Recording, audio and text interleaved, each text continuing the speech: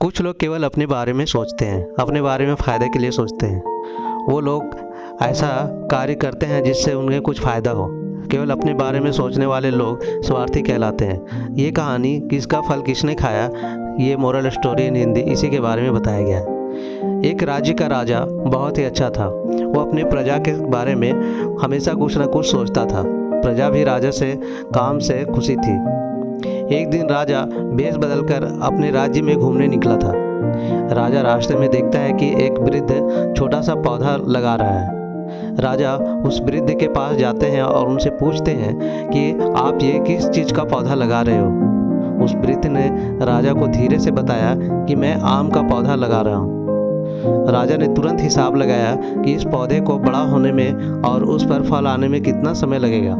हिसाब लगाकर उसने आश्चर्य के साथ वृद्ध की तरफ देखा और कहा, अरे दादाजी, इस पौधे को बड़ा होने और उस पर फल आने में कई साल लग जाएंगे। तब तक आप क्या जीवित रहोगे? राजा को ऐसा लग रहा था कि ये दादाजी ऐसा काम करके जिसका कोई फायदा नहीं होगा। राजा की बात सुनकर उस वृद्ध ने कहा कि आपको ऐसा लग रहा है कि मैं पागलों वाला काम कर रहा हूँ। जिस काम को करने में कोई फ़ायदा नहीं मिलता वो ऐसा काम क्यों कर रहा है? तो फिर मैं ये क्यों कर रहा हूँ? आप यही सोच रहे होंगे ना?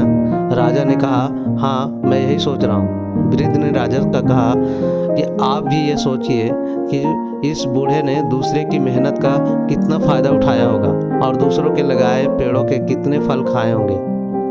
क्या मुझे उस कर्ज को उतारने के लिए कुछ भी नहीं करना चाहिए? क्या मुझे ऐसा सोचकर पेड़ नहीं लगाना चाहिए कि मेरे लगाए हुए पेड़ के फल दूसरे लोग खा जाएंगे?